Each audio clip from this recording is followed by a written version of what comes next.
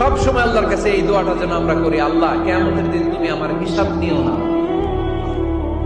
আল্লাহ তুমি আমার বিচার বসিও না, আল্লাহ তুমি দয়া করে আমারে মাফ করে দিও। আল্লাহ যার বিচার করবেন ও জাহান্নামে যাবে, আর যার বিচার করবেন না সে জান্নাতে যাবে। আল্লাহ যদি বিচার করে আর পাই টু পাই হিসাব নেয়, নামাজ পড়লি না কেন, রোজা রাখলি না কেন, মিথ্যা বললি কেন, খাদ্যে ভেজাল দিলি কেন, মাছে ফরমালিন দিলি কেন, যৌতুক খাইলি কেন, ঘুষ খাইলি কেন, উল্টাপাল্টা করলি কেন, জিনা করলি কেন, একটার পর একটা প্রশ্ন বানে যদি সেই ভয়ঙ্কর দিনে আল্লাহ আমাদেরকে জর্জরিত করে, আমাদের কোন উত্তর আছে? সেদিন আমাদের বাঁচার কোন উপায় আছে? তাই আমরা সবাই আল্লাহর কাছে দোয়া করবো, আল্লাহ কোনো বিচার টিচার মানি না, কোনো বিচার করতে পারবো না, দয়া করবা। কথা কয় না? কি করবে? এবার আওয়াজ করে বলেন, বিচার চান না দয়া চান?